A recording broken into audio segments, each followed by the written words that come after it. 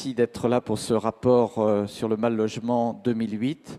Je vais demander à Raymond Etienne, le président de la Fondation Abbé Pierre, de venir ouvrir cette matinée. Qui parle encore du mal-logement? On parle de Grenelle de l'environnement, mais qui parle du Grenelle du logement? Qui va prendre le flambeau que portait l'Abbé Pierre depuis 50 ans? Personne. Ces coups de gueule qui nous manquent de l'Abbé Pierre, avec cette insolence mesurée, quand je vous donne la parole, c'est vous qui allez les pousser à sa place. Le mouvement Emmaüs demande que soit adoptée d'urgence une politique du logement résolument sociale à la mesure de la crise, parce que le logement est la première des dignités que l'on doit à chacun.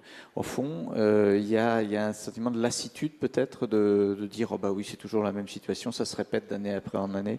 Voilà, à chaque fois, on a ce côté espoir déçu. On avance d'un pas, on nous dit 250 millions, ils ont été mis sur la table, même si c'était largement insuffisant. Mais derrière, on n'a pas ce grand chantier national, on n'a pas cette grande prise de conscience que le logement, c'est le problème numéro 1 avec l'emploi en France. Le drame, c'est pas qu'il y ait des gens qui meurent à la rue, c'est qu'ils y vivent. Le plus dramatique, c'est qu'il y en a des milliers qui y vivent, et c'est ça qui est choquant.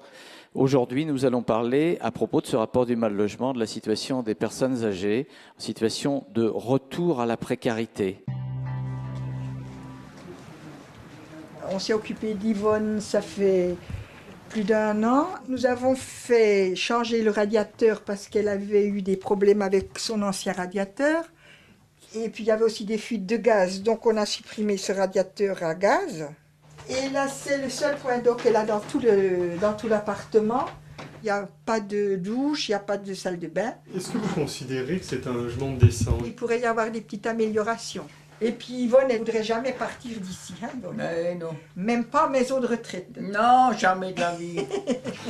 Être chez soi, c'est quelque part être maître de soi, c'est avoir son espace de vie. Et les personnes âgées, c'est vrai, veulent pas déménager. Et donc on est assez inquiet, parce qu'il nous semble que c'est le début d'une nouvelle période où vieillesse risque de rimer à nouveau avec détresse considérable. Je m'appelle Raymond Rousseau, là j'ai 70 ans. On est ici depuis novembre 2002. Là vous voyez le grand trou, le plancher tout pourri. Voilà la cuisine, la gazinière, vous voyez. On ne peut pas nettoyer, on n'a pas de choses à disposition. Nous, à notre âge, on ne va pas s'amuser à faire des réparations là-dessus. De toute façon, c'est pas à nous de nous faire. C'est au propriétaire d'avoir fait ça. On n'a pas les moyens, que voulez-vous?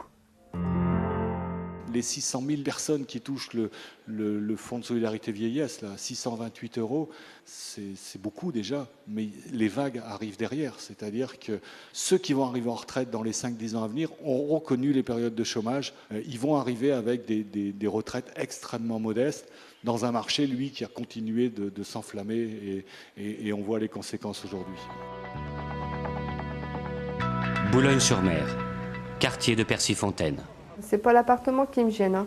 C'est le quartier et le voisinage, quoi. On me lance des pommes de terre dans mes carreaux, on a mis de l'huile de vidange sur la voiture de mon copain. Donc moi j'ai peur de sortir au soir dans la nuit. Vivre dans un appartement comme ça, une cage comme ça et un quartier comme ça, non, j'en peux plus. Cité La Duchère, dans le 9e arrondissement de Lyon. Sur le logement, le plus gros souci, c'est qu'un jeune d'origine étrangère, donc habitant dans une banlieue, n'est pas prioritaire sur un logement sur le centre-ville. On sera toujours considéré, pour moi, en tant qu'étranger. Ça fait 30 ans que j'habite à La Duchère. On voit bien tous les blancs, entre guillemets, sont partis. Et on retrouve que les familles d'origine étrangère. Pourquoi, nous qui recherchons un logement, pour changer d'environnement, pourquoi on ne pourrait pas? Les locataires ne sont pas les seuls à se sentir assignés à résidence dans ces quartiers. J'ai acheté ici tout simplement parce que ça ne coûtait pas très cher, hein, parce que ce n'était pas un endroit très huppé. Si j'avais eu les moyens d'acheter ailleurs, j'aurais acheté ailleurs, c'est évident. C'est une réelle politique qui est basée sur la sélection de l'argent. Et ça, c'est dramatique. Parce qu'on a l'impression d'être exclu. Tout ça parce qu'on n'a pas les moyens de payer un appartement 5 000 € le mètre carré ou 4 000 €. Je crois qu'il est temps de tirer la sonnette d'alarme. certains diront que l'État ne peut pas tout faire. C'est vrai. Mais il a le devoir de tout mettre en œuvre pour atteindre les objectifs de logement vraiment sociaux. Il a le devoir de donner le ton. Ce n'est pas ce qui a été fait avec la remise en cause de l'article 55 et l'illusion de l'accession à la propriété pour tous. Il a le devoir de mobiliser les acteurs. Or, la loi de Mme Boutin a suscité de la démobilisation.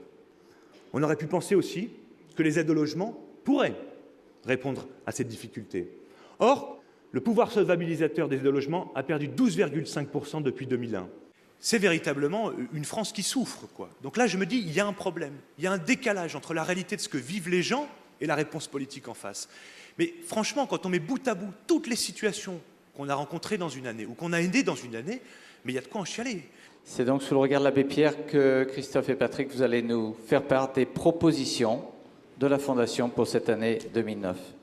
Ça, c'est une proposition à laquelle on tient énormément. C'est imposer dans tout programme immobilier un quota de 20% de logements à loyer accessible. C'est pas compliqué si on construit donc des logements sociaux d'un côté, des logements privés de l'autre, mais que dans ces logements privés, on impose 20% de logements sociaux. Il y a des communes qui se sont lancées dedans et les résultats sont remarquables.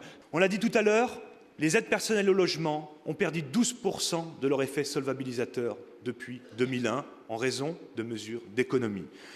Il nous semble qu'un plan de relance qui est structuré sur l'investissement peut aussi faire un effet de rattrapage sur les aides personnelles au logement.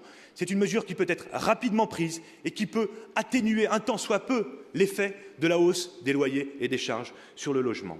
Enfin, dernier point, faisons de l'habitat individuel, des chambres individuelles pour tous les centres d'hébergement. On ne peut plus accepter des locaux avec des dortoirs de 15, 20, 40, 50 places. Ce n'est pas digne de notre société.